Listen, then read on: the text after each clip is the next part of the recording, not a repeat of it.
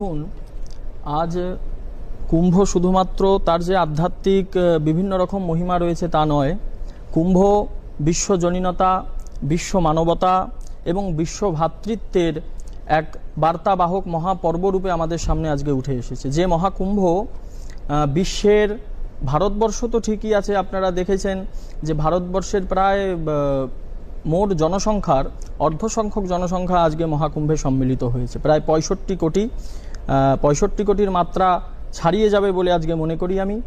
এবং এই কুম্ভ শুধুমাত্র ভারতবর্ষের প্রত্যেকটা প্রান্তের মানুষের মন, মস্তিষ্ক, বুদ্ধিকেই যে ছুঁয়ে গেছে তা নয়, বিশ্বের প্রত্যেকটা কোনায় কোনায় এই কুম্ভ প্রত্যেকটি মানুষের দ্বারে পৌঁছেছে। সেই কুম্ভ নিয়ে আধ্যাত্মিক বিশ্লেষণ হওয়া উচিত, নাকি বিতর্ক।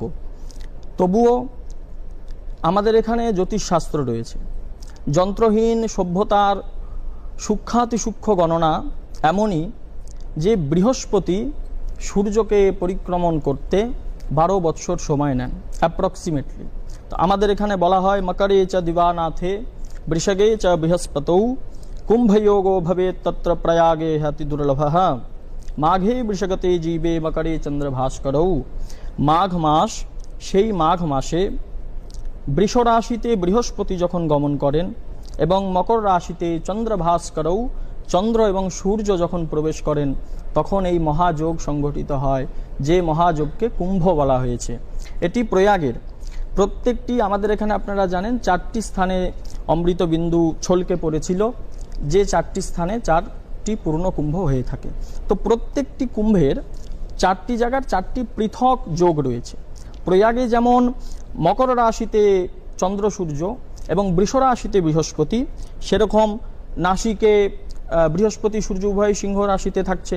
এরকম প্রত্যেকটি স্থানের আলাদা আলাদা পৃথক যোগ রয়েছে।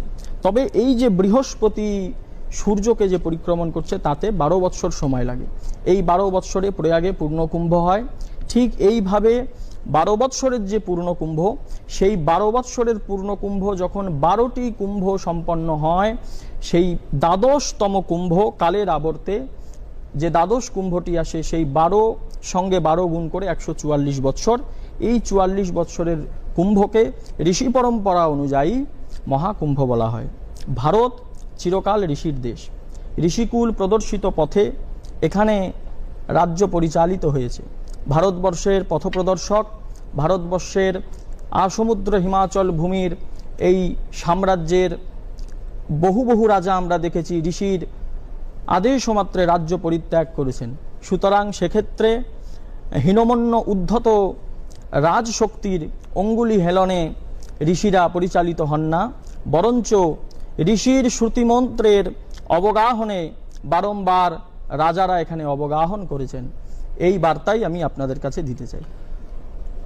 মহারাজের এই সরল এবং সাধারণ বাংলা ভাষায় যতটুকু ব্যাখ্যা, তাতে আশা করা যায় যে মহাকুম্ভের এই অন্তিম দিনে আপনাদের কাছে স্পষ্ট হয়ে গেছে যে অযথা একটা জটিলতা সৃষ্টি করার কোনো কারণ নেই। আপনার যদি যে এই হাজার হাজার বছর ধরে কিভাবে সনাতন নানা রকম আক্রমণের সামনে থেকেও নিজের অস্তিত্ব বজায় রেখেছে। আমি মহারাজ, কালজয়ী সনাতন সংস্কৃতি, আমরা হিন্দু ধর্ম শব্দটি অনেক পরে পেয়েছি। আমাদের প্রাচীন শব্দ হচ্ছে সনাতন। সনাতন অর্থাৎ সত্য, যা ত্রিকাল বাধিত সত্য, অর্থাৎ অতীতেও যিনি স্বমহিমায় তার কীর্তিমানকে সঙ্গে নিয়ে জীবিত ছিলেন, বর্তমানেও যিনি মধ্য গগনের প্রচণ্ড মার্তণ্ড, এবং ভবিষ্যতেও যিনি স্বমহিমায় থাকবেন। সুতরাং যা সনাতন, যা সত্য, তাকে বিনষ্ট করা যায় না। আপনারা জানবেন, মিথ্যা মিথ্যাকে প্রসব করে, এক মিথ্যা বহু মিথ্যাকে প্রসব করে, এবং মিথ্যা প্রতি মুহূর্তে তার স্বরূপ পরিবর্তন করে। কিন্তু সত্যের স্বরূপ সদা নিত্য, সদা স্থিতিশীল। সুতরাং সেই সনাতনকে কখনো বিনষ্ট করা যেতে পারে না। ঠিক এবারের মহাকুম্ভে অন্তত মধ্যবিত্ত এবং উচ্চতম মানুষেরা, এই যে সমস্ত রকমের মানুষের একটা সমাগম ঘটলো, এইটা কি শুধুমাত্র প্রচারের কারণে ঘটলো, নাকি এটার পিছনে একটা ধীরে ধীরে ধীরে ধীরে পরিস্থিতি তৈরি হচ্ছিল, এটা হওয়ারই ছিল? দেখুন, পূর্ববর্তী একজন বক্তা বলেছেন যে রাজনৈতিক অঙ্গনের মানুষ শুধুমাত্র রাজনৈতিক কথা বলতে পারে। তো মানবিক মূল্যবোধের শূন্যতার এই যুগে, বিবেক শূন্যতার এই যুগে মানুষ রাজনীতিতে আসলেই তাকে অন্ধ হয়ে থাকতে হবে, তাকে মানবতা বিরোধী হতে হবে, তার বিবেক থাকবে না, তার বিচক্ষণতা, তার বুদ্ধির কোনো নাব্যতা থাকবে না, সে শুধু অন্ধের মতো রাজনীতির কথা বলে যাবে, এটা কখনোই স্বীকার করবার মতন বিষয় নয়।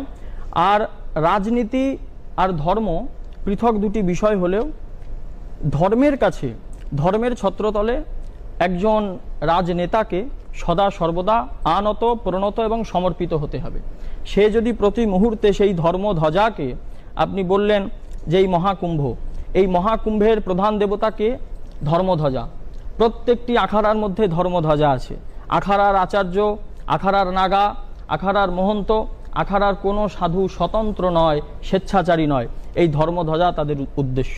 ধর্মধ্বজা মানে বিবেক, ধর্মধ্বজা মানে সত্য, ধর্মধ্বজা মানে ন্যায়। সেই ধর্মধ্বজা শুধুমাত্র ধর্ম নয়। ধর্ম মানে কি? ধর্ম কিন্তু রাজনীতির ঊর্ধ্বে। ধর্মের মধ্যেই আমরা যখন ধর্ম কথাটি বলছি, সেই ধর্মের মধ্যে সমাজ ব্যবস্থা আসছে, সেই ধর্মের মধ্যে রাজনীতি আসছে, সেই ধর্মের মধ্যে অর্থনীতি আসছে। আজকের মহাকুম্ভ, আমি শুরুতেও বলেছি, সারা পৃথিবীর মানুষকে এক করেছে।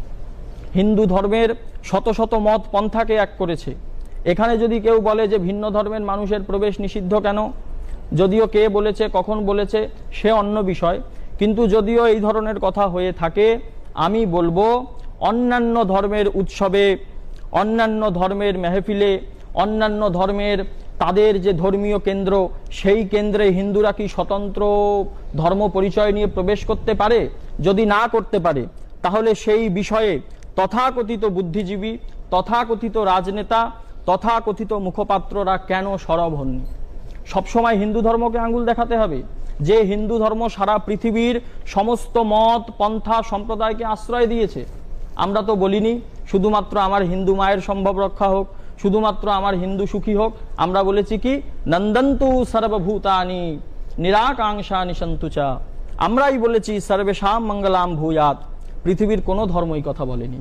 তাই যেখানে কোনো ধর্ম, যদিও সনাতন ধর্ম ছাড়া পৃথিবীতে কোনো ধর্ম নেই, বিভিন্ন গোষ্ঠী এবং সম্প্রদায় রূপে আমরা তাদেরকে জানি, কারণ তাদের শিকড় এই সনাতন ধর্ম। ধর্ম একমাত্র সনাতন। সনাতন ধর্ম মানে মালা, তিলক, জপ, পূজা পাঠ তা নয়, এগুলো আমাদের আচরণ। সনাতন ধর্ম মানে আমার মানবতার ধর্ম, বিবেকের ধর্ম, আমার দেহের, আমার জন্মজাত সহজাত প্রকৃতির বহিঃপ্রকাশী ধর্ম। আলোচনাটা আশা করি আপনাদের কাছে মনোগ্রাহী হচ্ছে নানা রকম দিক থেকে, রাজনীতির দিক থেকে। আজকের দিনে মহাকাশ বিদ্যার গণনার যুগে, যেখানে মানুষ গ্রহ থেকে গ্রহান্তরে অভিযান করেছে, সেই যুগে দাঁড়িয়ে এবং পশ্চিমবাংলার মতো জায়গায় দাঁড়িয়ে, যেখানে শিক্ষা, সংস্কৃতি, গবেষণা, বিজ্ঞান সমস্ত ক্ষেত্রে আমরা এগিয়ে, সেই জায়গায় দাঁড়িয়ে যদি কেউ বলে যে বৃহস্পতি কোথায় অবস্থান করলো তাতে কি হলো, তাহলে জোয়ার ভাটা থেকে শুরু করে সমস্ত কিছুকে অস্বীকার করে দেওয়া হচ্ছে এখানে। সুতরাং আরেকটি বিষয় যেটি উনি বলছেন যে আমরা মনসা পূজা করি, বুনবিবি পূজা করি, ইত্যাদি করি, তো এই সমস্ত পূজা পাঠের ক্ষেত্রে যদি আমার আস্থা থাকে, তাহলে সনাতন সংস্কৃতির সর্বোচ্চ অভিব্যক্তির কীর্তিমান মহাকুম্ভে কেন আমার আস্থা নেই? এমন স্বভাব বিপর্যয় কেন? এই সমস্ত বিপর্যয়কে ভুলে আমি বলবো, প্রয়াগে স্নান মাত্রে না সর্ব পাপ প্রমুচ্যতে। এই প্রয়াগে সকলের স্নান করা উচিত। স্নান করলে অবশ্যই এই মনের মলিনতা দূর হবে।